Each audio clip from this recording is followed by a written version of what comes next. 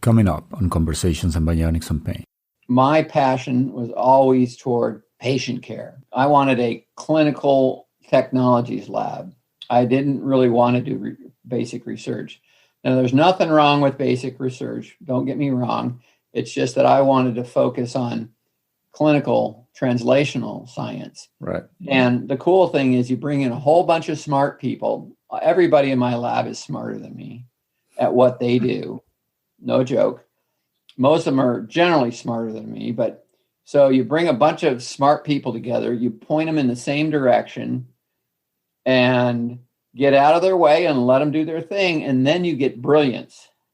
And that's why I think the Center for Bionic Medicine is absolutely brilliant, because it's got an array of different scientists and engineers, students, postdocs, whoever, but everybody's trying to do the same very general thing, which is translational medicine.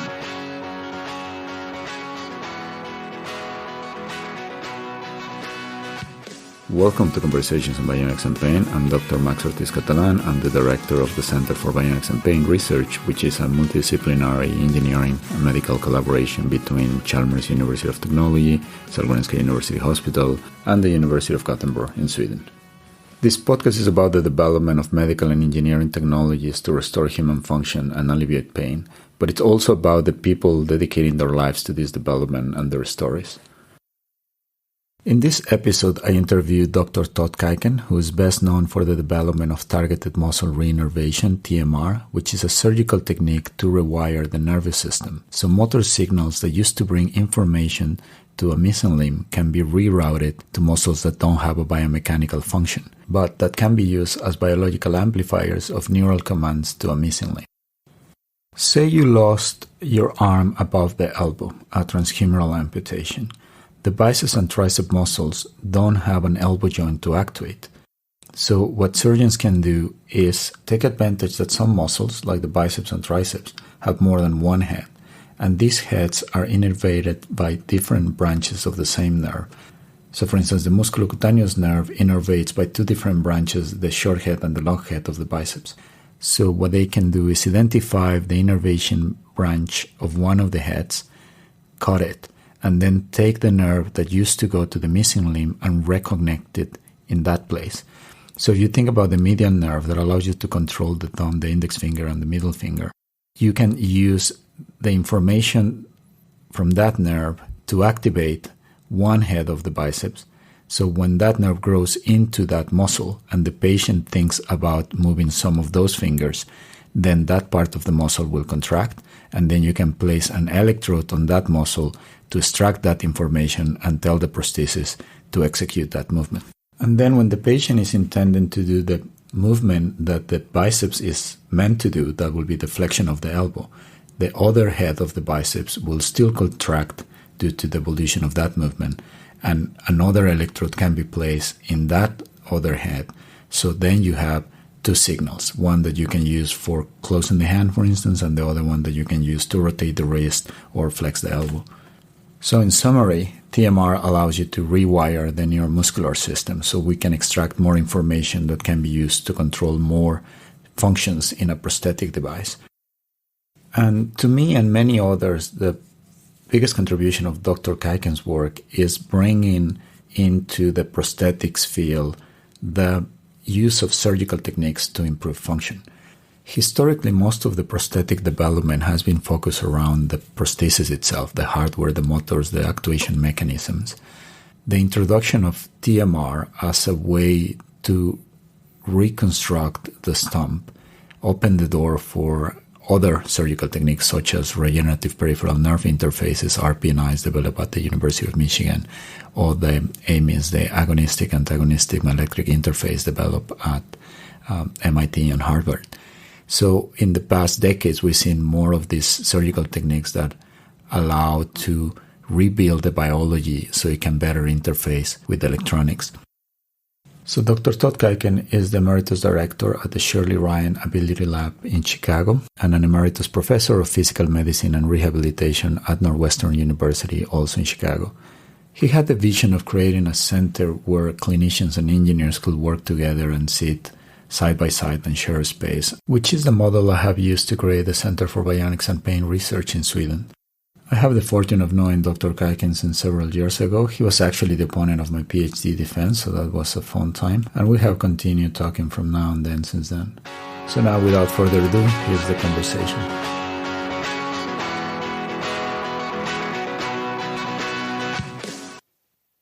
You have an interesting background because you started as an engineer and then shifted to medicine and then end up working on bionics. Would you mind talking a little bit about how all that happened? Well, life just has a flow and you go with it. I don't have any crystallizing moments that made me do anything. I always liked the engineering because I like the hard sciences, but I like the idea of being a doctor because I'm a people person. So I kind of kept both those in mind. And eventually I got into an MD PhD program where I could do both. And I was young and naive, and so I did it. I don't necessarily recommend it to folks because it's just too darn long. It's 7 years, the prime years of your life. I recommend people pick one, medicine or science, and pursue one. Now, if you think you might want to do both, go down the medicine path, become a doctor, and you can always find ways of doing research. You can do a postdoc or something, but it shortens the path a long ways because that path was just too long. And why I picked it, I'm not sure. I think it was somewhat accidental. I always had an interest in artificial limbs. And then when I got my MD PhD, I came to Northwestern. And one of the reasons I came here is it was a center of excellence for that. And then I met Dudley Childress, who was the king at the time in the field. And I became his student.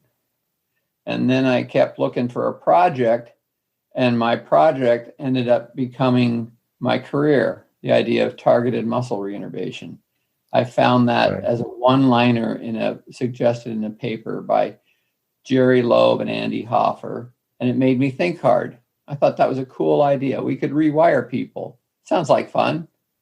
That became my thesis, which made me do more of a neurophysiology thesis than any hard engineering. I had fun building my equipment and lab, but other than that, it was animal experiments. I rewired rats, lots of rats. Since you graduated, you were always doing clinical practice and research. Both things were part of your professional career. Yes, and I love them both. Because I was a physician researcher, I was able to do both clinical practice and my research. And of course, you want those two things to be intimate. And so I was able to carve out the area of amputation as my clinical specialty. So I became one of the best known amputation doctors in the field. And I could focus on both the clinical, which I really loved. I loved my clinical practice and fed so well into my research, not only helping us get research subjects, but helping see what was worthwhile and what wasn't worthwhile down the road. As we, later in my career, I started building more gizmos. And my clinical practice is really what directed the gizmo building, because you're building a gizmo for patients, not just because it's a cool gizmo. Too many times engineers build a cool gizmo they think will do something, and they don't get around to talking to the client until the end. And by then it's too late. They've missed something and it doesn't work as well as it could. So having your client, your patients involved from the very start is important and also very fun.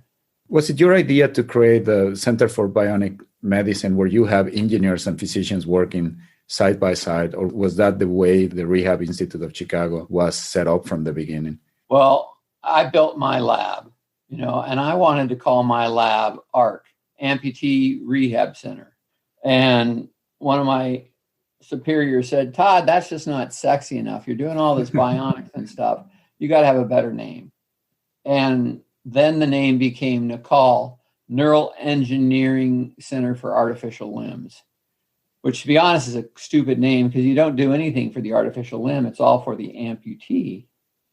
And then later on, a wonderful woman named Shirley, who is our director of development, decided to create the Center for Bionic Medicine.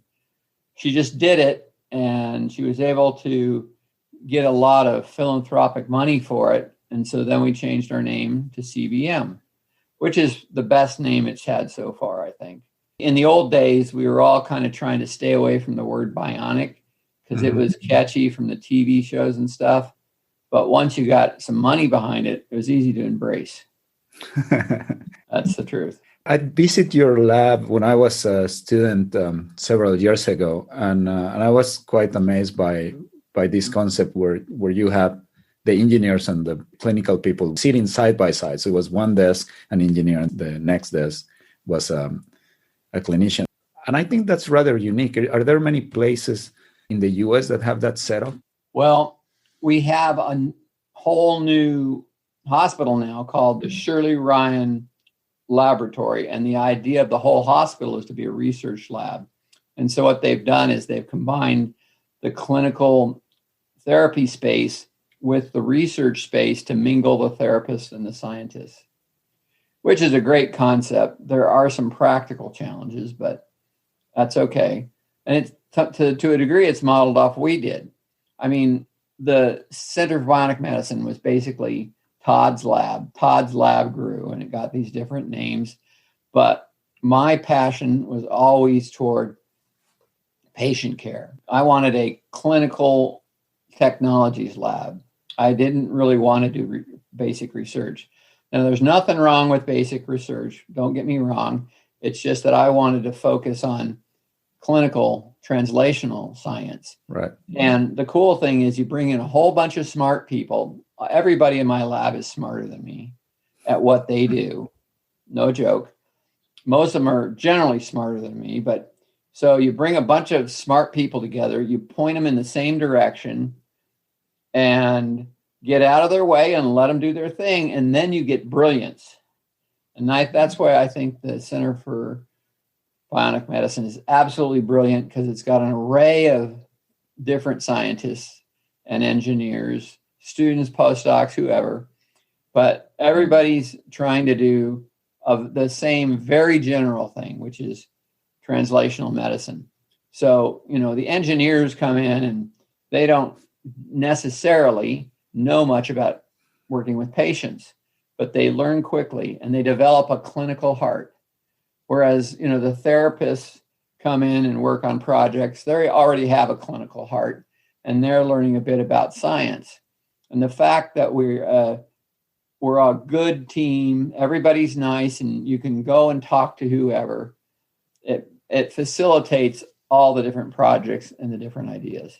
Right. Yeah, I think, you hear often this idea of having engineers and clinicians working together, and it seems like there's something that everybody's looking after in the biomedical engineering field, but it's very difficult to accomplish because the engineers, or in a technical university, you have your own agenda, and in the medical university, you have your own agenda, and it's very hard to get those two objectives aligned unless it's done kind of within the same framework. So that's what I thought the setup that you had was quite brilliant. And, as you know, that's what I'm trying to model now in my new Center for Bionics and Pain Research, because it's really important to have the engineers developing something close to the clinicians and to the patients so they develop the right thing.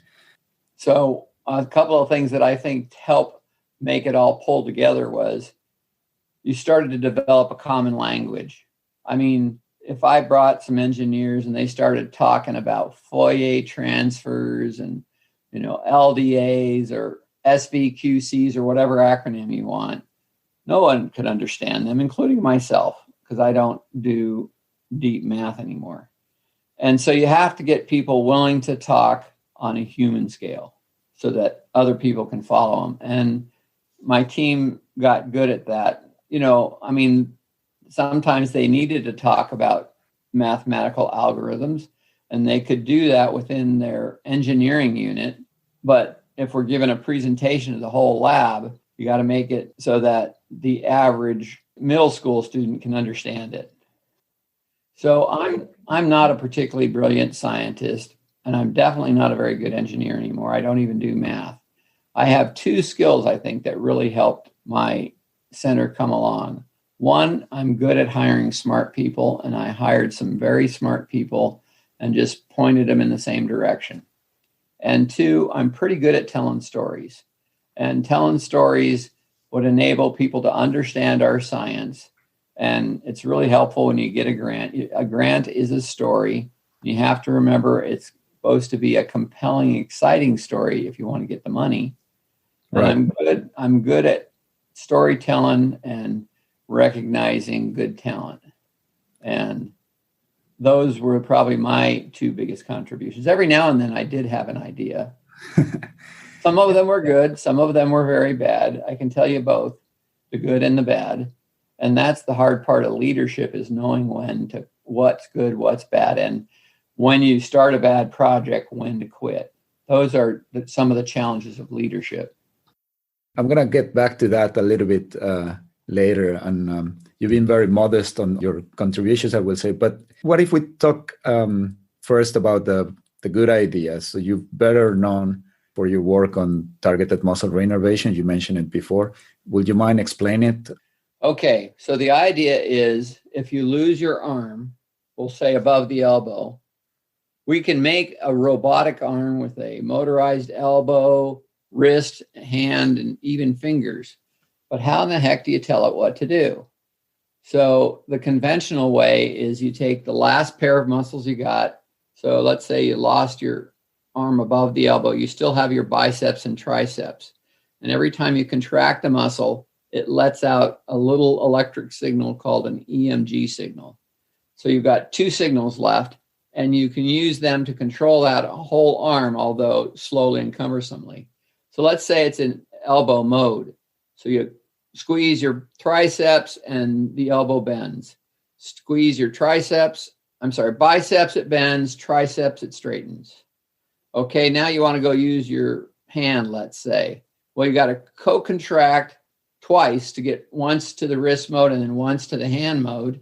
And now your biceps is closing your hand and your triceps is opening your hand. And so that's very slow and cumbersome, I think it's fair to say.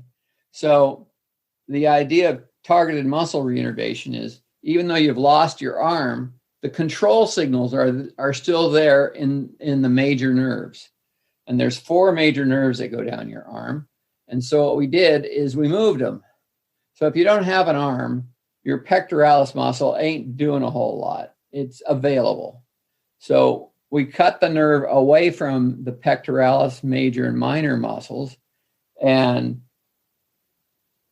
I say we, that's the grand we, my surgical colleagues then moved the nerves down and stuck them to different parts of the pectoralis muscle, so that when you think close your hand, a little spot right here would contract. If you think open your hand, a little spot over here would contract.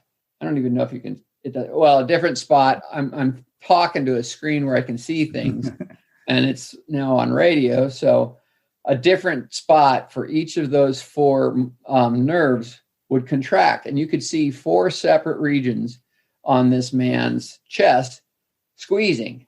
And we could put electrodes or antennas over each of those spots. And then he was able to control both his elbow and his hand at the same time. Right. And that was very exciting. That was like my 20-year goal.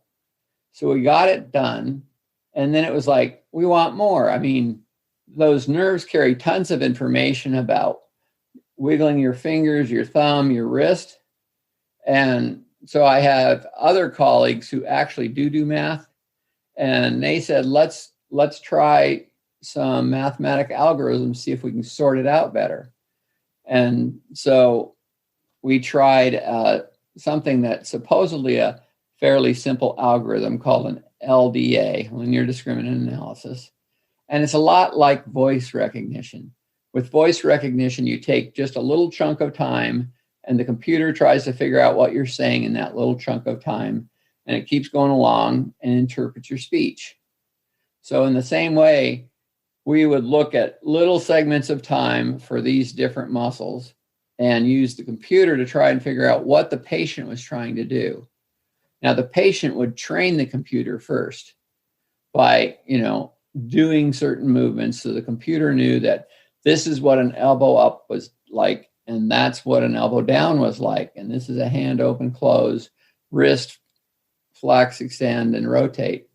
So the computer learned the patient's signals, and then the patient could use the computer to make them happen. And it was much more intuitive because nobody was having to do co-contracts and codes anymore. It was one joint at a time, but it was seamless. If you were wanting to move your elbow moved. If you then wanted to move your hand moved without any funky co-contractions or hidden switches. Right, it becomes intuitive. Yeah, and it worked. That's the cool part. All this worked after almost 20 years of experiments in rats and computer modeling. It worked. Yeah, so you test the idea first in rats and did several experiments in animals and then in humans. Originally, was that or one of the justifications was to treat neuroma pain, I understand? At the time, no.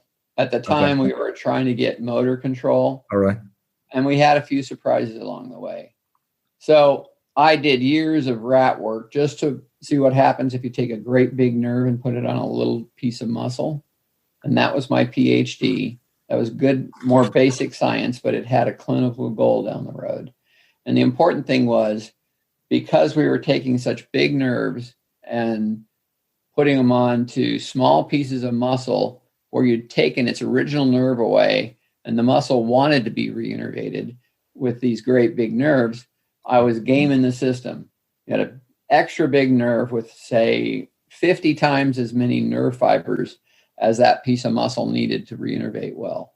Right. And that's what we showed off in the rat, and that's what makes the surgery so successful in humans. So you were effectively taking a muscle that had no biomechanical function because the joints were lost at the amputation, and then cutting its native nerve, or the nerve that was originally innervating it, and in that place sticking one of the major nerves that were cut because of the amputation that is considerably larger. And in that way, you secure that there will be enough fibers going through that little branch that was left and then innervating the muscle again. Yeah. And as Max is reminding me, you have to cut the nerve to a muscle first, because if it's got its own nerve, it doesn't need to be reinnervated. It doesn't want any more nerves. Right. So you have to cut its own nerve so that it's like killing your grass. If you kill your grass, you can get new grass seed to grow. But if your grass is doing good, it's really hard to change what kind of grass it is. Right. So you have to make fertile ground by denervating the muscle. So I guess the obvious question there will be, what happened with that nerve that you cut that was originally innervating the muscle? Well, we generally took it and kind of moved it out of the way so it wouldn't go back into the muscle. And it didn't do anything. It just sat there for the rest of the person's life. But it was a motor nerve, and so it didn't have as much sensation, and they didn't tend to give pain problems. Right, because that will be the worry that will generate a neuroma, and then that will create some pain problem. But because it was mostly motor and smaller, then that hasn't been a clinical problem, at least. Not much. So this surgery is, you started doing it in, I believe the first papers came out in 2004. First surgery was in 2002. 2002. Do you have any idea how many surgeries? Because now this technique is done a little bit all over the world, isn't it? Yeah, there's two different kinds of the technique based on the pain issue, if you want to talk about that now or later. But the honest answer is I have no idea. I have no registry, and it's actually even hard to get people to email me how many cases they've done. My guess is that there are hundreds of cases in the world. Only a smaller percentage of them are for improving arm function. Okay. A lot of them are for improving pain.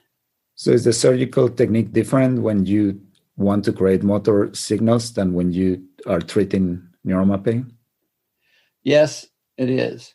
So if you're trying to create motor signals, you want a great big amplifier. And so, your biceps and your triceps are two pretty big muscles right on the surface. So they make good amplifiers. You don't want a muscle that's deep in your arm because it's hard to record the signal. So for arm control, surface muscles that are big.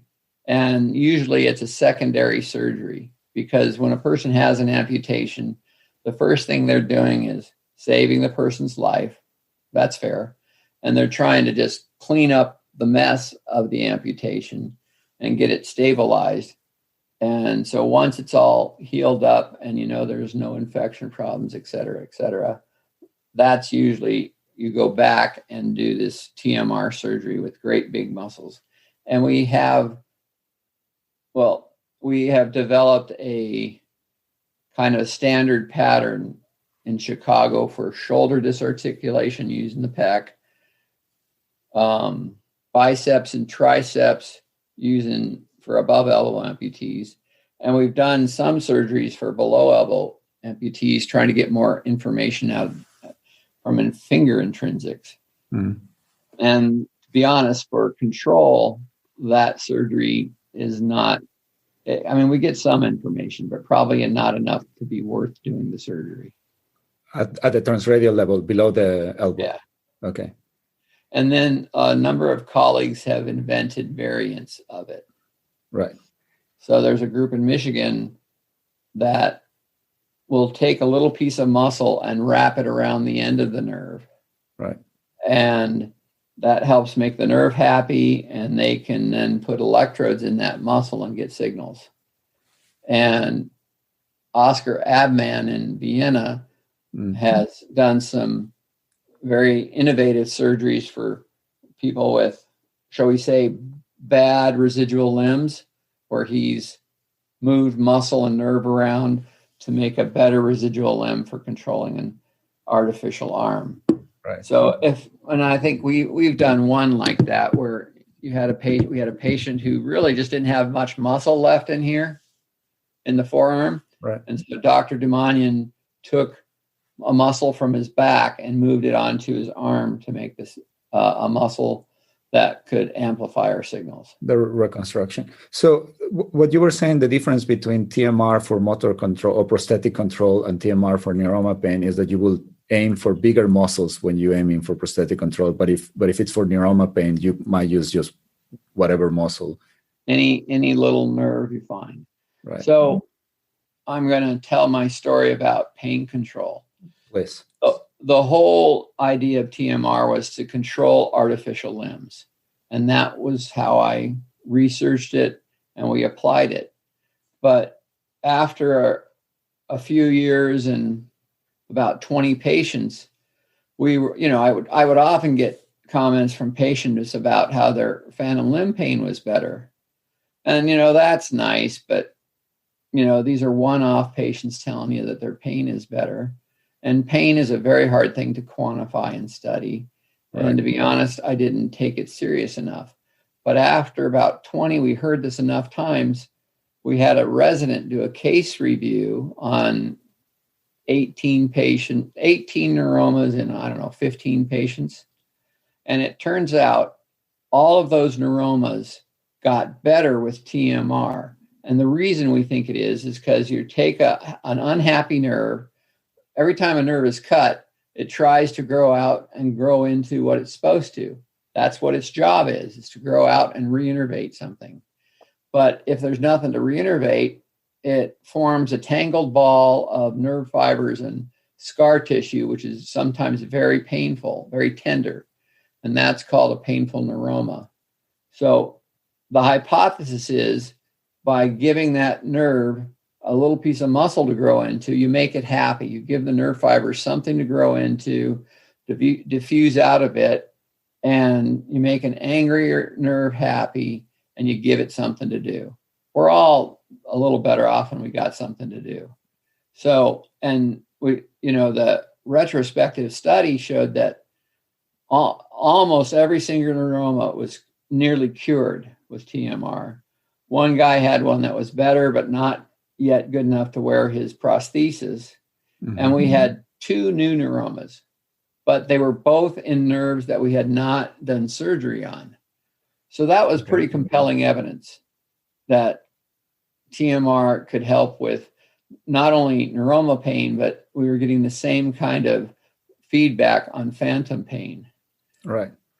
So Dr. Demanian and I did a nice, big, well-controlled study with funding from the military. Dr. Demanian took the lead and recruited colleagues in Ohio and elsewhere. And what they would do is they recruit the patients who had to be willing to either get the normal or the TMR revision. And in the surgery, the surgeon would open an envelope to see which surgery he was going to do. We thought about having the surgeons do the surgery blind, but that didn't seem like a good idea. So we just kept the patients blind. And the surgeons did whatever was in the envelope. So it was randomized. And the results were pretty compelling that if you got the TMR, it helped a lot. So we eventually had to terminate the trial by ethics because if you didn't get the TMR, you had more pain. And the other problem was the word was getting around and nobody wanted to be in the placebo or in the control group with normal surgery. So we had to stop the study short. But it's pretty convincing, and it's now kind of becoming a standard of care. When you do an amputation, you find the nerves, and you don't need a great big muscle to put it on. You have the amputation, you find the nerve, and then you just look around for a little slip of nerve going into a piece of a muscle. For example, the biceps has 2 different nerves. A fairly good sized nerve comes into it, but it breaks in several parts, one going distal, one going proximal, and one in about the middle. So if the amputation was down here and the surgeon found that distal one, he could just cut that nerve and put one of the extra nerves on that little piece of muscle, and that would help with the pain. Right. So it's a different style, a different thought process in surgery. Yeah. I think now there is, you can say, some evidence from TMR working for neuroma pain as well as RPNIs, these regenerative peripheral nerve interfaces from Paul Saderna in Michigan that you just mentioned.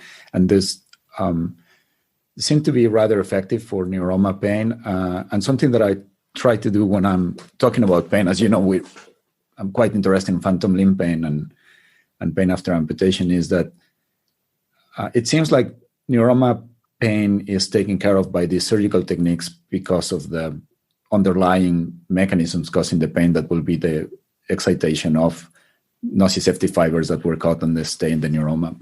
And sometimes that's enough for phantom limb pain, but sometimes it's not. And then that is maybe more related to more central changes that happen, more neuropathic related to pain. And then there are other alternatives to treat that. But what I like to point out to people is that they should be careful at diagnosing the kind of pain, because if the phantom limb pain is due to a neuroma, no cognitive therapy will help because that neuroma is still there. So the neuroma should be treated. And therefore, now we're trying to make the difference as much as we can between, say, neuroma pain and phantom limb pain and stump pain, which might be, again, have a different mechanism. So TMR does help with phantom pain too. I think it was, trying to remember the paper, I think it reduced its occurrence by about 40%, or the intensity moving forward, reduced it about 40%. That's a lot. Yeah, it's certainly an improvement, but I've also met a few patients in Europe and in North America that had TMR but still had problems with phantom limb pain, which I think is because their phantom limb pain was more central. I would agree. And for that, there will be other alternatives. Do you have an idea of the success rate of the TMR surgery? Well, for controlling prostheses, it's like 96% because, again, we're using these big nerves on little muscle. I can only think of 2 patients where one of their 2 transfers didn't work. we were doing a patient one time with above elbow amputation, and we were looking for his triceps nerve in the back to move it around, and we couldn't find a good nerve. We found this withered up thing that was the closest we could come to a triceps nerve. And we transferred it and it didn't work. And what we realized is this patient probably had a brachial plexopathy when they lost their arm. Mm-hmm. So, and without having an arm, it's kind of hard to diagnose that the nerve is damaged. Right. So that was one nerve that didn't work. And one time we were transferring a nerve on a patient and we moved a muscle out to the side so we could use it as an amplifier. And as we moved it, we damaged the circulation, so that muscle didn't do well. I know the nerve did okay because the sensation for that nerve was right where it was supposed to be, but we didn't get much in the way of motor signals. Yeah, and that's a perfect. That's two out of a lot of patients and a lot of transfers. That's a nice link to the other thing I wanted to ask you about, the targeted sensory reinnervation, when you aim for sensory rather than motor. Did that came out as a happy side effect? Yeah, that was a surprise. Every now and then we get surprises. And I like the saying that chance favors the prepared mind. So anyhow, with the first guy we rewired, and we were working with his muscle signals, and one day one of my prosthetists was wiping his skin with alcohol to put an electrode or antenna on him. And he said, "Oh, that's cool. That's cold, but in my hand." And so we started poking around his chest, and he felt, when we touched different parts of his chest, he felt different parts on his hand and arm. And they correlated very well to where we put those big fat nerves. So the median nerve is one of them, and it innervates mostly your thumb and first finger. And the ulnar nerve is another, and it innervates mostly your pinky. And we had very clear thumb versus pinky areas on his chest skin. But this was all by accident. And it probably worked because when we did the surgery, he, like me and the rest of the guys our age, had, a little bit of fat under here. And we wanted to get the skin close to the muscle for the best amplifier. So we essentially gave him a mastectomy and took away a bunch of fat. And in the process, we probably denervated a lot of his skin. So now you've got this huge mass of neurons, both motor and sensory, and there's more sensory neurons than there are motor, growing through this man's muscle.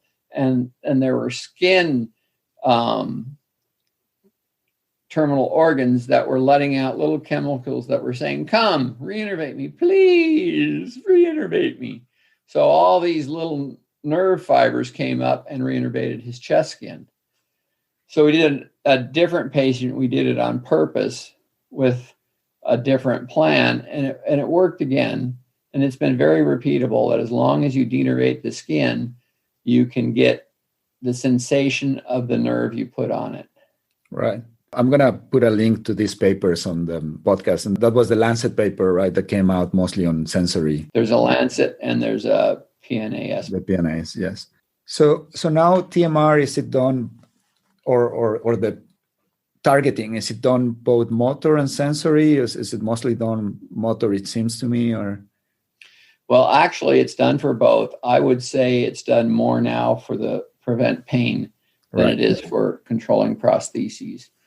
And there are hundreds of cases now because it's becoming a standard of care for surgeons to do it for pain. And it's the first time we've changed surgery for amputees in many, many years. And so the idea of either helping patients with their pain or helping make a cool motorized arm work better are exciting. They're exciting to the surgeons too. And so I've had a lot of different places pick up the technique and run with it. It was a very fun part of my middle career. After we had our first set of subjects, it seemed that people felt better about doing the surgery if I was there. and I'm not even a surgeon. So they would invite me out to give a talk one day. It'd be like I'd give a grand rounds one day, and the next day we'd go into the OR and the surgeons would operate, and I would just stand behind them and offer a word or two of advice once in a while. And they even listened to me. That's what's really cool. The surgeons actually listened to me most of the time. And it made them feel better. It got a program started so that they were perfectly comfortable doing the next cases. And we got about 10 centers in the world going that way. And I had a nice time being the honor professor, usually getting taken out for dinner and giving my talk and all that stuff. I feel like your major contribution was to bring the surgeons or surgical techniques to the treatment of amputations, because a lot of the history of prosthetics was related to, say, the engineering, the hardware, the prosthetic device itself. And that was going on for a while. And then TMR came along. And then from there, RPNIs, and then the AMIs from MIT. And now we are experimenting with new surgical techniques in my group as well. So then it was not only technologies developed on the outside, but also reconstruction from the inside. So changing the person to make them fit the technology better is the broadest scope of looking at my work, TMR. And we went on and invented another technique I was very excited about, where, can you believe it? Some people are overweight. I have heard about it. And they can have very thick thighs, which makes it hard to wear an above knee amputation socket. So we took a patient and we just did essentially cosmetic surgery. We did a medial thigh plasty and took about 3 pounds of fat off the inside of her thigh. And then aggressive liposuction, we took fat from all around her leg. A total of, I think it was 6 pounds off of her thigh. Oh, wow. And after the surgery, wrapped it up real tight, and she did great. It healed up nice. It takes a while for the surgery to kind of stabilize, but in the end, her operated leg was skinnier than her normal leg. And in fact, even when she wore her socket, it was still skinnier than the other leg. And I asked her, would you like us to put some padding on that to make them equal? And she goes, no, I like my skinny leg. And it also functioned better because it was a stiffer limb. Mm-hmm. So a lot of times I think of a prosthetic socket as like being a stick in a bowl of Jell-O. And you're trying to control the stick through the bowl of Jell-O. And if you can reduce the Jell-O, you get a stiffer system and you can control it better. Right. And that one patient, she did great. She was able to improve all of the little functional measures we did. She could stand on just her prosthetic leg, which she liked to do and show off, and made her happy. And it was a very good result. But unfortunately, I haven't been able to get a grant to do that as a study. Yeah, that's another way to do the human-machine interfacing. And it's one part that doesn't receive more attention because it's maybe not as sexy as talking about neural control and sensor feedback and stuff like that. But in the literature, and if we look clinically, the attachment of the prosthesis is one of the major sources for problems for people with amputations. And Max and his team are working on a critical idea of trying to mechanically attach a prosthesis to the residual limb. And Richard Brining is kind of like the leader of this entire field for the last, his family for 50 years, and he's been doing it for 30. And they're getting some good results, and we're now starting to see it used in the United States, which is exciting. And they've been doing it all over the world. And it's starting to gain popularity. The problem with the United States is it has to go through all this paperwork with the FDA that you really have to have a champion lead it through that. And that's not the fun part of science, let me tell you. But it's an important part when you're trying to translate technologies, which is one of the reasons why I was very keen on having this center where now we're working directly with the clinicians, because then we can early on know what are the requirements and what's expected as evidence-based, so the healthcare system can adapt it into the regular care. But of course, Sweden is slightly different when it comes to the healthcare system than the United States and many other countries. But it's very important work that Max and his colleagues are doing to make it easier to and more comfortable to wear a prosthesis. Thank you. So we've been talking about reconstructing the anatomy of the patient so you can have more signals for control. And then you did some work to improve the attachment of the device. And then you mentioned a little bit before the work on what's known in the field as myoelectric pattern recognition. So use on the side of the prosthetic, using algorithms to recognize the intention of movement and then tell the prosthesis what to do. And that was a lot of work done in your lab for several years. And then there was a spin-off co-op that came out of your lab. And as far as I understand it, they're doing very well. How do you see this relationship between academy and industry? It's great if you can have it. So, and they oftentimes start with personal relationships. So CBM has had a really strong relationship with Autobach in particular. But it started off with Hans Dietl, a guy about my age, and I becoming friends and enjoying sharing a meal or a drink at all these conferences around the world we were both going to. And Hans and I would talk about different ideas. Coming from industry, his viewpoint was often different. And he goes, nice idea, Todd, but you'll never sell it. And so he thought, at first, he said, TMR, it's a cool idea. It'll take a couple decades before it goes anywhere, though. So it was interesting when it took off faster and Autobach decided that they needed to have a TMR prosthesis, which they put on a fast track.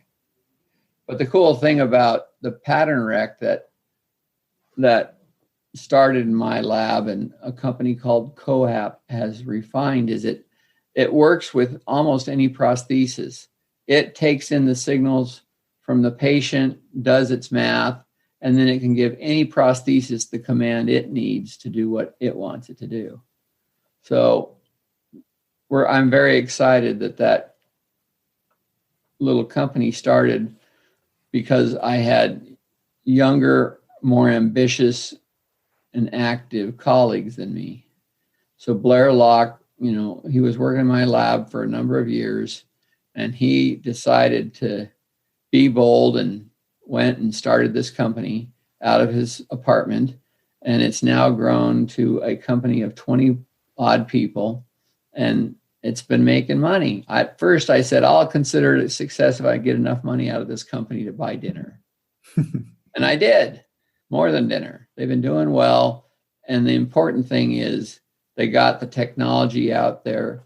And we kind of wanted it in a separate company because we might have been able to sell it to a big company and they would have used it as a competitive edge on their products, but then it would only work with one company's product. Right. It might not work with everybody's. And so Blair evolved it to a product that worked with everybody's prostheses. Right. That's the brilliance of that company. Yeah, that technology, it's great. And I started, I think, my career with some work on that as well. And it looked very good, but then at some point it seemed like there was not much commercial interest for it.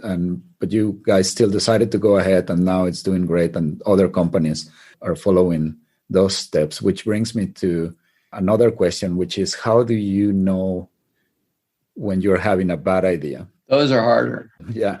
So just recently, I kind of terminated a project in my lab that I'd had going for 30 years. When I was a grad student, I had this clever idea for making a wheelchair that you could operate in both the standing and the sitting position. And my advisor gave me a little bit of money to buy a welder and some steel. And I made versions in my basement or my garage for years, depending on where I lived, whether I had a basement or garage. And I was making versions for a year, but I'm not the engineer and I'm not a very good welder. But, I made a prototype that kind of worked. And then I had my lab, and I had collaborated with a real engineer who we'd gotten a grant, and he tried to make a better chair, and he delivered it right before we had another grant due. And the chair he made really wasn't that good. So we put it into this multi-project grant. And so we had a basic idea that I knew extremely well.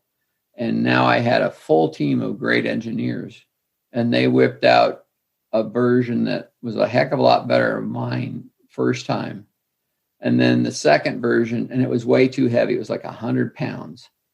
And then the second version, they got it down to 50 pounds, which is a lot better, but still way too heavy. And we've been working with that chair for a long, long time and trying to find an industrial partner. And we've asked everybody in the wheelchair business, and nobody wanted to buy it and take it up.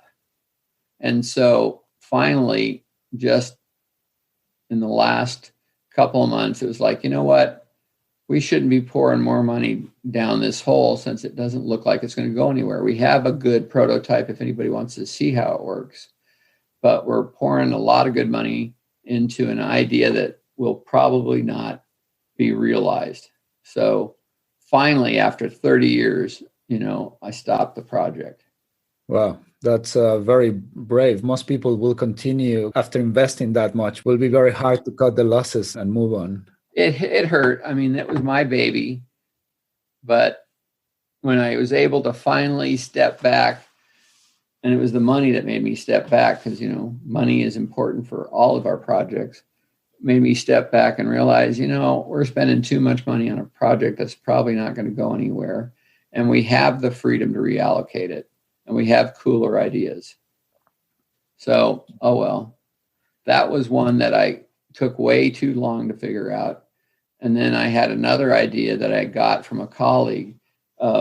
If you put a couple of magnets in your two wrist bones, you should be able to figure out the angle of the wrist by just looking at the magnetic vector. And I thought that was a very clever idea. And so we did some modeling on it. And fortunately, it didn't take me too long to figure out that you'd have to put pretty damn big magnets in a bone in an area where it's pretty bony so that there's not soft tissue over it. So you had an inherent problem of needing the magnets near the surface, but magnets near the surface could cause problems with skin and everything else. And doing all that just to get rotation, which would be rotation's cool and be nice to have, and we can now get it with pattern rec, but it would be better if you had a physical way of doing it. Right. But it didn't take too long to realize that wasn't the way to go. And after doing some modeling, we quit that project. Those are the hard part. Yeah, letting go. Letting go can be hard. You don't want to become too attached to your ideas. Right. That's the problem. Yeah. But inherently, you need to be attached to your ideas because it's your personal energy that makes them go. Like TMR, I worked on it for 20 years before we got into a human. And then once we got into a human and showed it work, I basically went around to conferences proselytizing how good this thing was, right? And giving my talk all over the place to try and get energy out there for people to try it. But if I hadn't done that, it wouldn't have gone very far. It wouldn't have gone anywhere. Yeah, I mean, it takes a long time to develop medical devices. And that's something that so now I'm teaching a course on the development of medical devices and tell the students, well, this is going to take time. It's going to take a lot of work. And you should do a very good analysis to make sure there's going to be a case for this to be useful. Because otherwise... Your students can take my wheelchair and sell it. Okay, I'll let them know. Sometimes it feels like maybe the timing is not perfect for certain ideas. I don't know if you're familiar with the work of Christian Cipriani now with those magnets. And I think I've seen some very interesting results. They have these tiny magnets and they're doing localization. And it's more for control of several degrees of freedom. And they're getting some interesting results. I'm not familiar with that. Is he putting them in the muscle and then watching them move in the muscle? Right. I'll send you some info. It's some cool stuff. Sounds hard. I don't like hard stuff. It can be very cool to record from nerves to control an arm, but it's just too hard for me. Little tiny electrodes stabbing into the nerve, hundreds of them to make it work. So I'm not that smart. So we cheated and did TMR. And use biology as an amplifier. Use a muscle as an amplifier instead. And it always works. You don't have to refill it. No batteries involved as long as you eat your Cheerios in the morning. Right.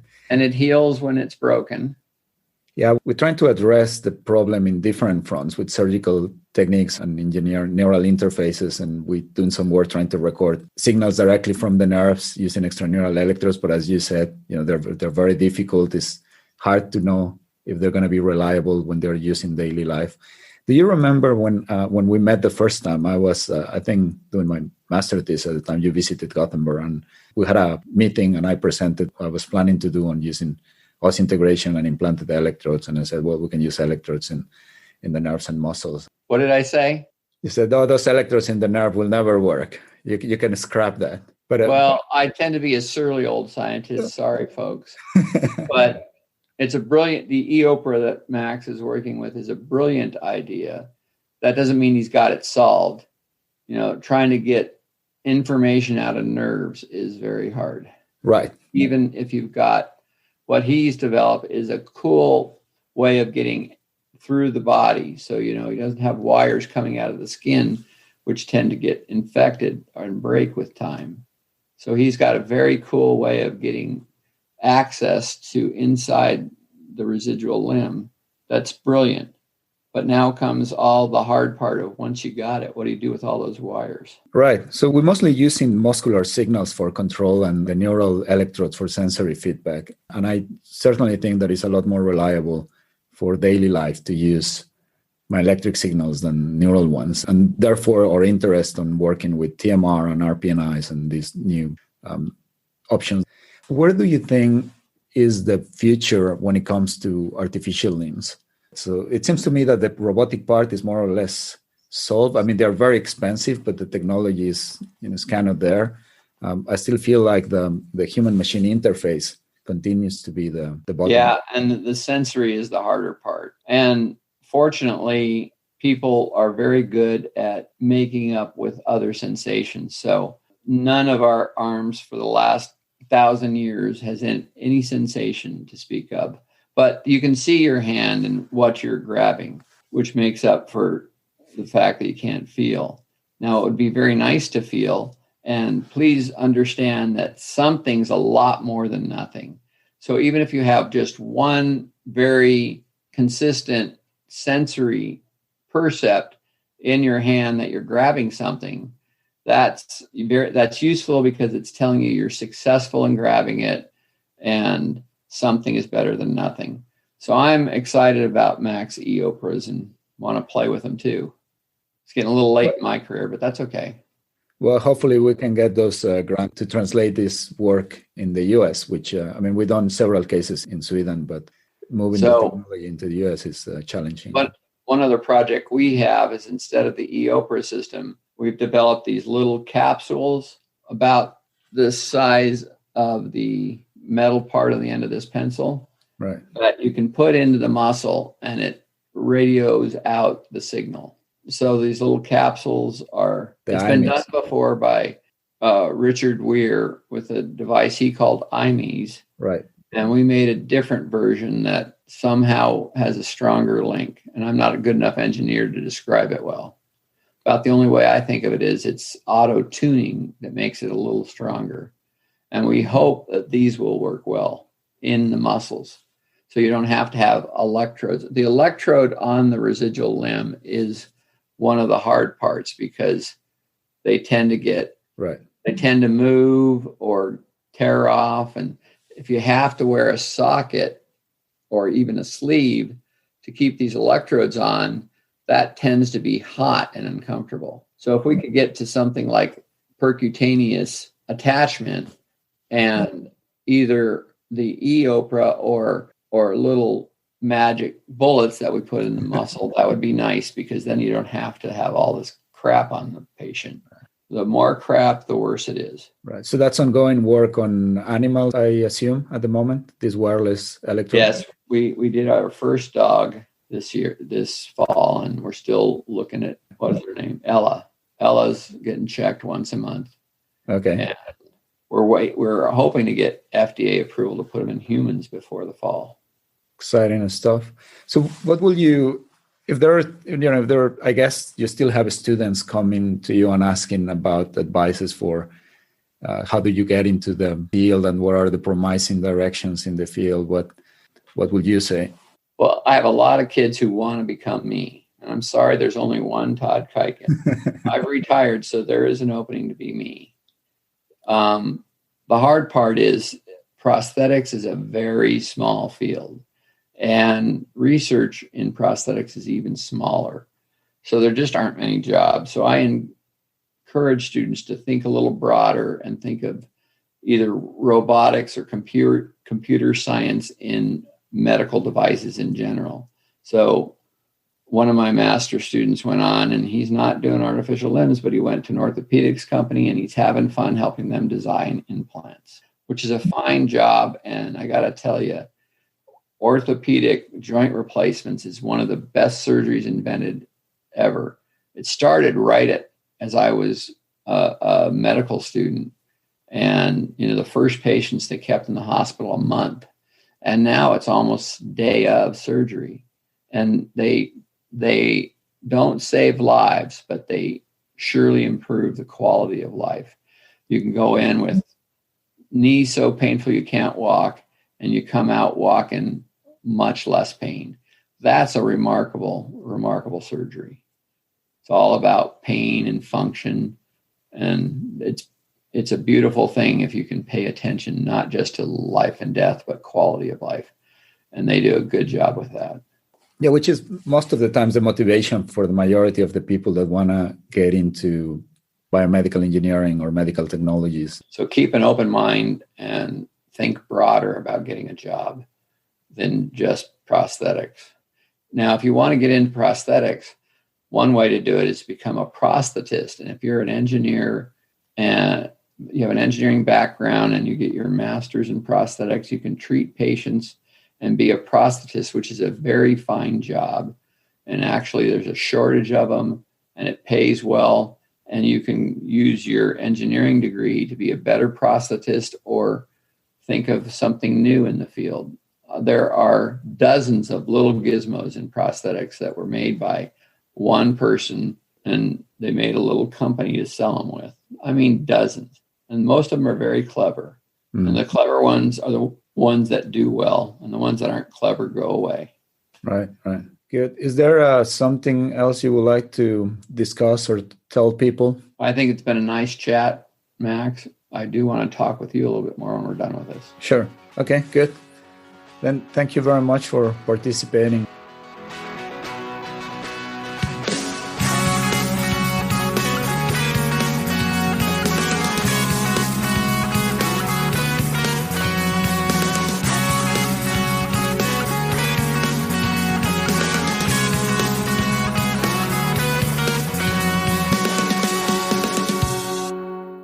You can subscribe to this podcast in any of your preferred platforms, that is Spotify, Audible, iTunes, or whatever it is that you use to listen to podcasts.